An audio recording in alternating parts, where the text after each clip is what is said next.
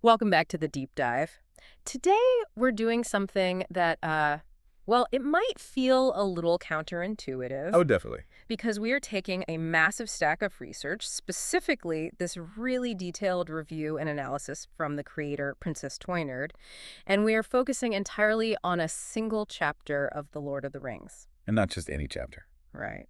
We're looking at The Return of the King, Book 5, Chapter 3, The Muster of Rohan. Yeah. And if we're being completely honest with ourselves, it's a chapter that most people probably, skim right through to get to the good stuff. Well, yeah, because the good stuff usually means the giant elephants in the ghost army. Right? Exactly. I mean, I have to admit, when I first saw this on our docket for today, I thought, really? We're doing the logistics chapter. It really is a logistics chapter on the surface. It is, because on the surface, it's literally just a description of troops moving from an encampment down to a road. It's this sort of administrative interlude between the crazy drama of Isengard and the massive chaos waiting at Minas Tirith.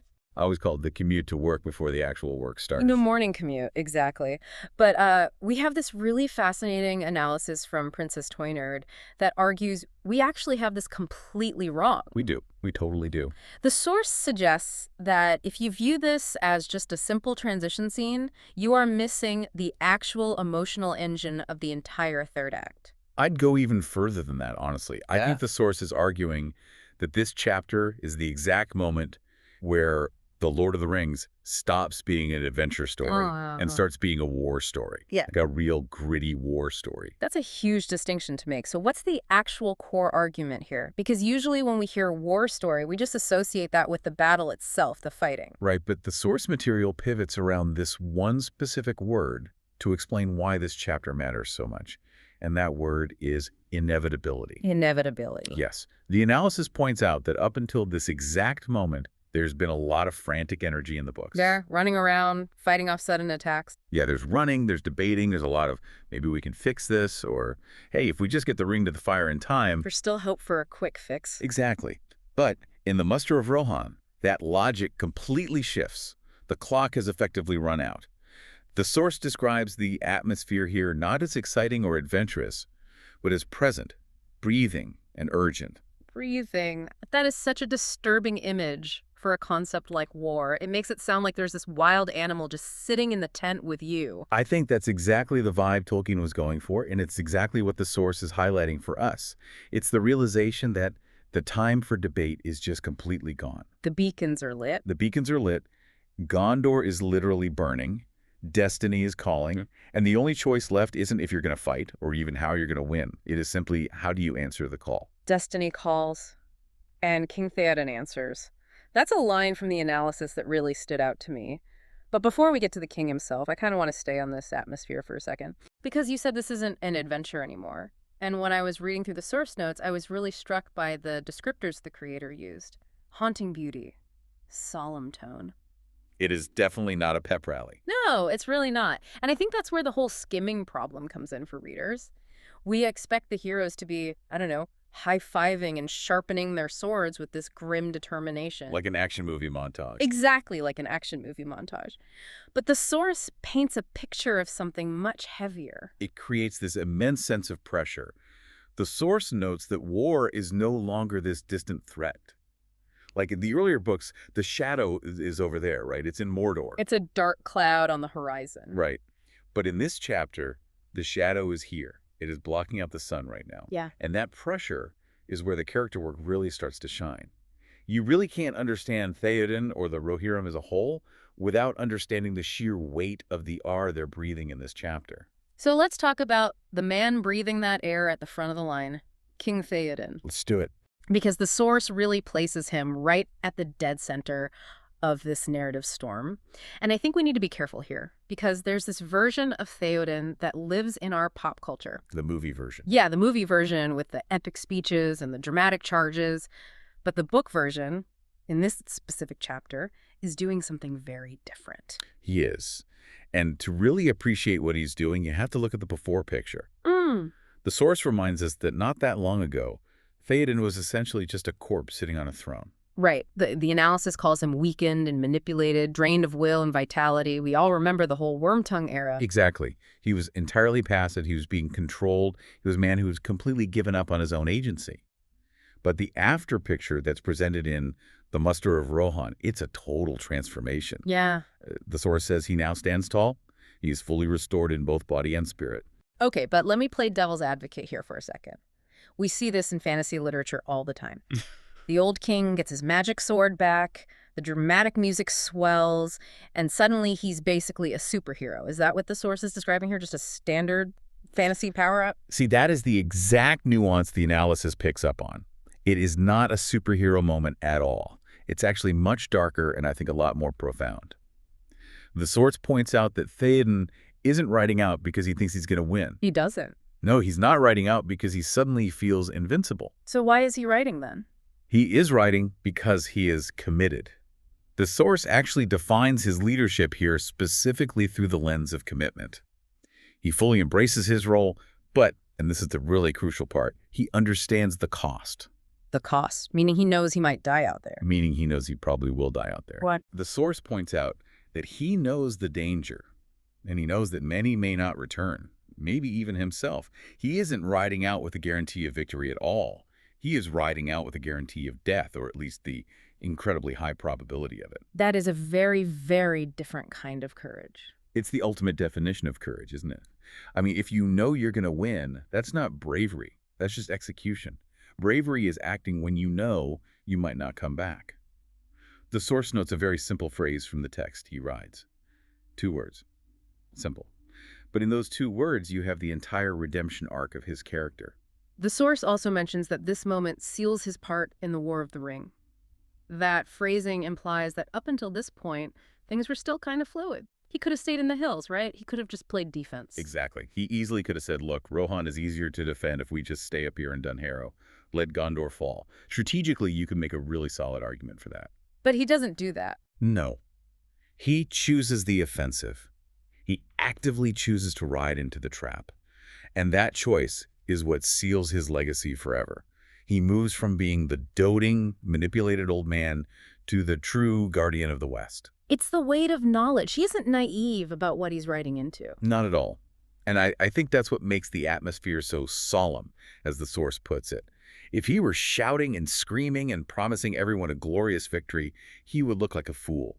Instead, he is quiet, he's resolute, and he's fast. Fast? What do you mean by fast? The speed is actually really important. The source mentions the pacing of the chapter is deliberate, but the decision-making itself is immediate. There's no hesitation once the call comes. Which brings us perfectly to the people actually following him. Because Théoden can ride all he wants, but if nobody follows him, it's just a suicide mission for one. Exactly. And this is where the deep dive really needs to widen the lens, I think. The source calls this chapter the Muster of Rohan, obviously, but it makes a point to note that this isn't just a military maneuver. It is a cultural moment. I absolutely love that distinction from the source. A military maneuver is just moving pieces on a chessboard. A cultural moment is an expression of who a people fundamentally are. The source lists the demographics here, and I want to read this because it's striking. Farmers, warriors, fathers, sons.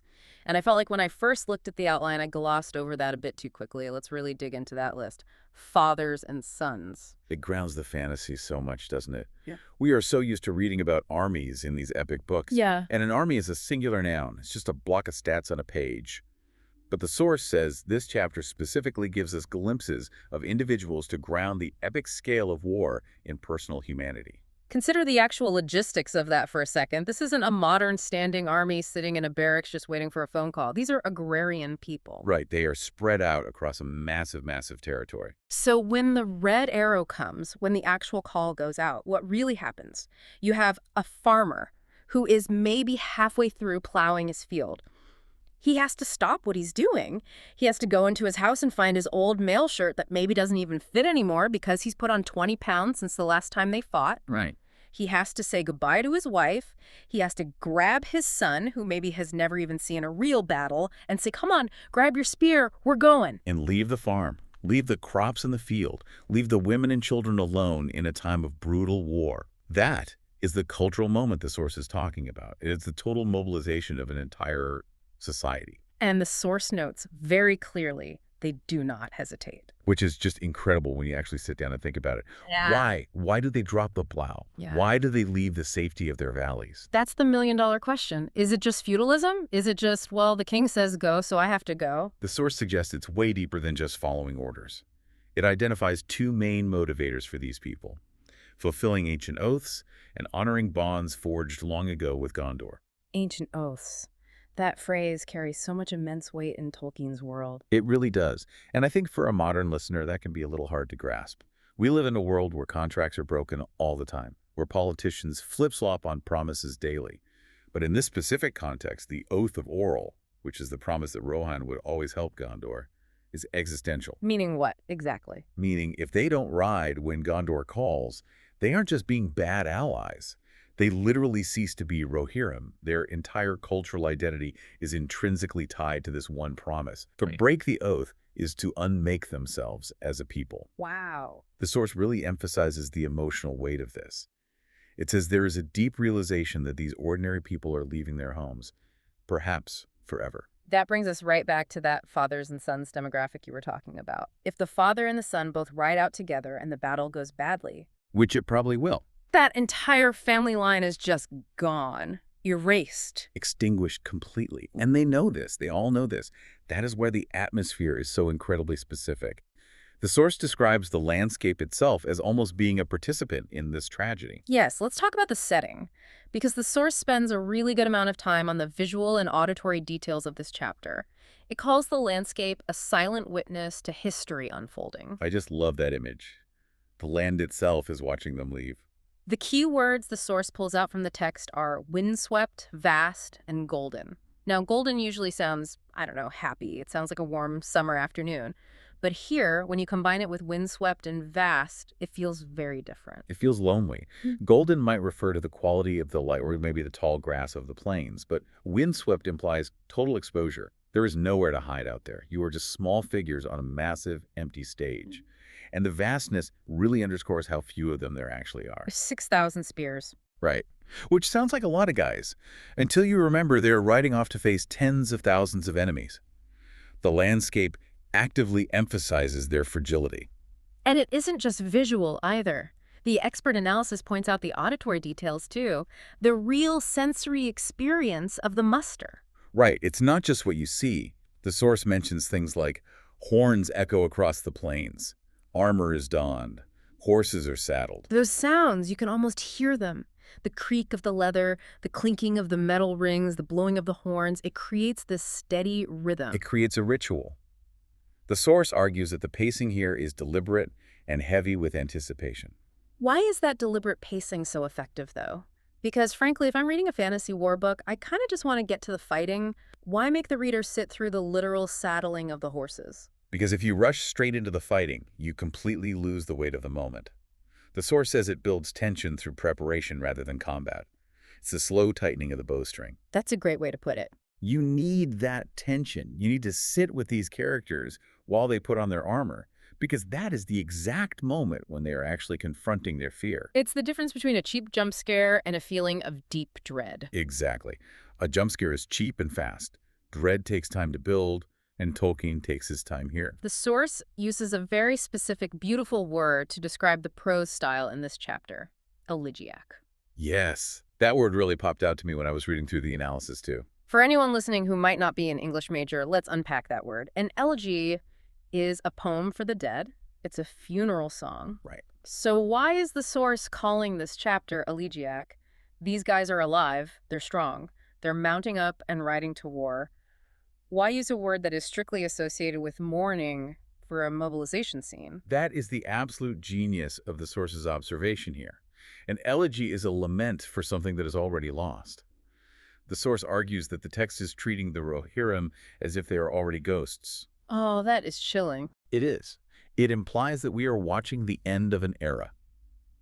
Even if they somehow win, which seems incredibly unlikely to them at the time, the world they are coming back to won't be the same world they left.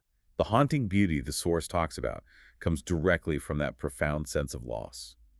We are essentially watching a golden age ride away into the shadow.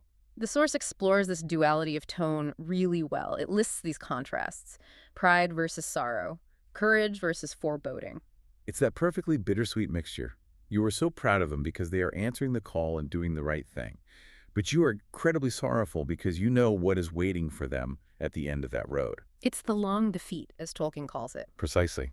The long defeat. And this leads us to the broader structural point that the source makes. We've talked about the characters, we've talked about the people, the setting, but where does this chapter actually fit into the machine of the overall story? The source calls this chapter the deep breath before the storm. Which is such a perfect metaphor. Because we all know what comes next. The Siege of Gondor. Yes. The source explicitly contrasts this quiet chapter with the chaotic siege chapters that follow immediately after. We are about to get very, very loud. There will be fire, there will be trolls, Nazgul, total despair, absolute madness. It is going to be pure sensory overload for the reader. So this chapter really is the pause. It is the necessary pause. It is the gathering of willpower before the clash of steel. The reader and the characters themselves need to take that breath. You have to fill your lungs before you dive underwater. And within that deep breath, there's a lot of symbolism. The source says the ride is strategic. Sure, I mean, obviously they need to get troops down to Gondor, but it is also symbolic. Right. It represents the loyalty between kingdoms. It represents hope standing against overwhelming darkness. Hope standing against darkness. That is essentially the classic Tolkien theme right there. But the source makes a very careful point to ground it. It says this isn't some high abstract hope. It connects back to one of Tolkien's most central themes. Ordinary people, united in courage, can shape the fate of the world. And that brings us right back to the farmers we were talking about earlier, the fathers and the sons. Yeah. It isn't just about Aragorn looking majestic. It isn't about Gandalf blasting wizards with magic. It is about a bunch of regular guys who smell like horses and hay, deciding together that they aren't going to let the darkness win today. The source really drives that point home. The inevitability we talked about at the start, it isn't that they are inevitably going to win. The inevitability is the conflict itself. And the hope comes entirely from the fact that they show up anyway. Showing up is basically 90% of the battle here. So we've looked at Théoden's restoration, from that broken puppet on a throne to a true king. We've looked at the massive cultural weight of the muster, those ancient oaths, the fathers and sons leaving the harvest behind. We've felt that elegiac, windswept atmosphere. And we have recognized that this chapter is unforgettable. Not because of the fighting, because there isn't any actual fighting yet, but because of the deep commitment to fight. It's the deep breath. The deep breath before the storm. I want to circle back to something we touched on at the very beginning of the deep dive today. That idea of inevitability. Because I think that is probably the most transferable concept here for all of us listening. We don't have orc armies at our borders, hopefully. Hopefully not. But we all have moments in our lives where a challenge stops being a maybe and suddenly becomes a definitely. Oh, absolutely. The moment the doctor calls with the test results, the moment the layoff notice comes down at work, the moment a long-term relationship ends. Exactly. The moment the distant threat becomes present, breathing, and urgent. And the question the source leaves us with, and the core question this chapter poses to the reader, is, what do you do in the quiet moment just before the impact? Right. Do you freeze up? Do you live in denial? Or do you, like Théoden, answer the call? It's all about whether you let the dread completely paralyze you, or if you use that final moment of preparation to find your resolve. Théoden used the time to muster his people. He used the time to gather his strength. And he rode. And he rode. Even knowing the cost. Especially knowing the cost. That is just, it's such a profound way to look at a chapter that, like we said, is so easy to just skip over. It really is. It completely changes the way you read the rest of the book. If you enjoyed this analysis and if you want to explore more of these amazing character arcs and hidden themes, you definitely need to check out the source creator for today's discussion.